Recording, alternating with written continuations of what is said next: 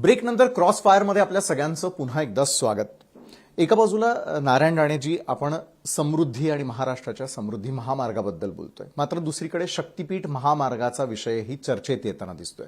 त्याला होणारा विरोध असेल, हा विरोध योग्य की अयोग्य, आपल्याला काय वाटतं? विकासाला विरोध का असावा? महामार्ग नावाकडे जाऊ नका. महामार्ग समृद्धी असो काय, दळणवळणाची व्यवस्था आहे, वाहतूक व्यवस्थेसाठी आहे ना. वाहतूक व्यवस्था ज्या देशात, ज्या राज्यात, ज्या शहरात आदर्श आहे तो विकसित मानला जातो. दळणवळण विकासाचं प्रतीक मानलं जातं. त्यामुळे प्रत्येक देश, प्रत्येक राज्य, शहर दळणवळण दर्जेदार करायचा प्रयत्न करतो. माझ्याही सरकारने तो प्रयत्न केलाय, चांगली व्हावं. आणि जेव्हा एवढे सुंदर ब्रिज बांधतायत, अनेक गावांना जोडले जातात, शहरांना जोडले जातात रस्ते, मग अभिनंदन शब्द त्यांच्या राशीत नाही का हो? सगळेच देणार भ्रष्टाचार झाला. आता कशात नाही भ्रष्टाचार? तुम्ही प्रत्येक वेळा भ्रष्टाचारात दिसतो तुम्हाला? कुठलाही रस्ता गेला भ्रष्टाचार. मग 2.5 वर्ष तुम्ही तेच करत होता का? आम्ही म्हणालो तर एक तर कळत नसताना कमवलं हो.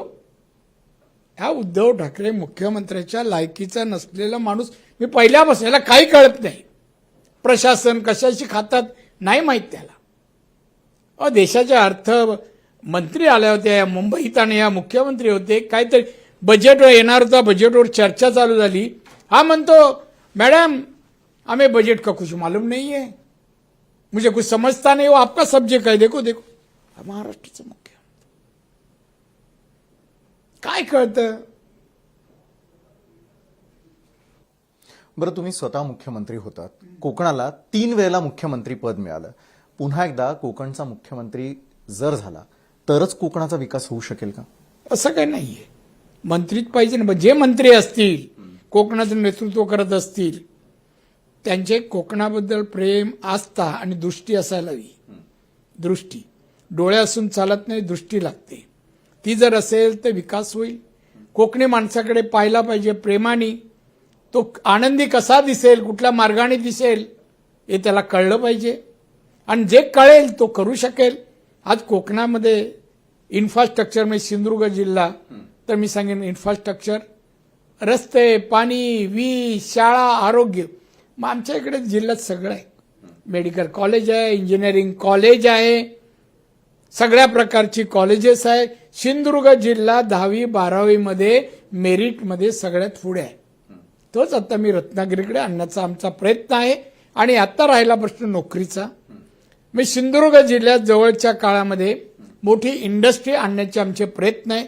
ज्या इंडस्ट्रीमधून 50,000 ते 1,00,000 रोजगार तयार होतील अशा प्रकारची इंडस्ट्री आम्ही आणायला प्रयत्नशील आहोत. बरं, मात्र तरी देखील आता चिपी विमानतळ, जसं तुम्ही दळणवळणाचा विषय केला, तर चिपी विमानतळ तयार झालं, मुंबईशी कनेक्ट होताना दिसून येत नाही. रेल्वे मार्गांचं आपल्याला काय वाटतं? नाही नाही नाही, आधी चिपी आणि मग रेल्वेकडे. हे बघा, विमानतळ आणला मी. हे शिवसेनेवाले, उद्धववाले विमानतळ व्हायला देत नव्हते, बनवायला देत नव्हते. मी उभा राहून बनवून घेतलं, सुरू केलं. मुंबई वाहतूक सुरू झाली. ज्या कंपनीशी अग्रीमेंट झाली होती त्या कंपनीची मुदत संपली.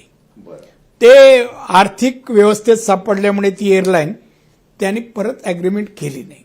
आता आमचे अग्रीमेंट सुरू आहे, इंडिगो वर्षी चालू आहे. आणि माझं मंत्र्याशी बोलणं झालं, लवकरच इंडिगो आणि इंडिगोला एक मदत पाहिजे, त्याला पेट्रोलमध्ये काही सूट पाहिजे स्टेटकडून. आणि ते मुख्यमंत्रीशी बोललेलो आहे मी. मुख्यमंत्री बोलले अमरावती, सोलापूरला आम्ही दिले, त्याप्रमाणे सिंधुदुर्गाच्या चिपीसाठी आम्ही देणार आणि लवकर सुरू होईल. आणि मग सिंधुदुर्गाच्या चिपीमधून सर्वत्र आता पुन्हा वगैरे चालू आहे, खाली मुंबई बाकी आहे. ते मुंबई 2, 3, 4 फ्लाईट चालू राहते. तुम्ही अवश्य जा. निश्चित, मलाही आवडेल तिथे यायला. मात्र सावंतवाडी टर्मिनसचं काय घोषणा होते? टर्मिनस कधी? मी टर्मिनस त्या विषयात गेलो नाही अजून, तर मी लक्ष दिलं नाही. काय असं बरंचसे तिकडे टर्मिनस नंतर गोडाऊनला जागा, अमुक तमुक बराच एरिया.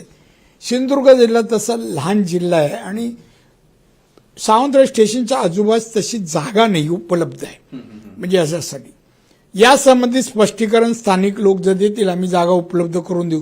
कारण आमच्याकडे शासकीय जमीन नाही, खाजगी जमिनी आहेत सगळ्या, आणि त्याच्यामुळे जर जमीन मिळाली तर टर्मिनस पण आम्ही बनवू, काय अडचण नाहीये.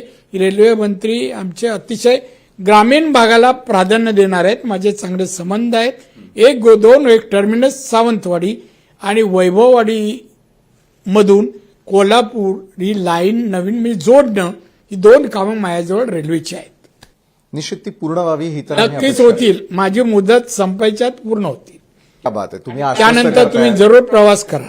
निश्चित प्रवास करायला आवडेलच, कोकणात जायलाही आवडेल. मात्र ज्यावेळेला कोकणात जाण्याचा विचार साखरमानी करतो त्यावेळेला पुन्हा एकदा जर समृद्धी पूर्ण होतो तर मग मुंबई गोवा महामार्ग कधी, लवकरच. कुठे अडचणी आहेत, नाही काय अडचणी वगैरे काय नाही. मी असल्यानंतर अडचण नाही, सगळं सोडू. काय अडचणी आहेत जागेच्या ब्रिजच्या त्या आम्ही सोडू, पण तो पूर्ण करू.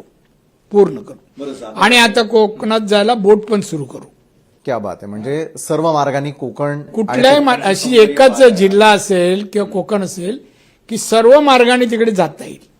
समुद्रमार्ग आहे, विमानमार्ग आहे, रस्ता आहे, ट्रेन आहे, सर्व मार्ग. बरं, कौटुंबिक जिव्हाळा असलेले म्हणून नारायण राणे हे सातत्यानं ओळखले जातात, तसं चित्रही आम्ही अनेक वेळेला पाहतो. मात्र जे नवे तरुण वर्ग आहे राजकारणाकडे जाताना थोडं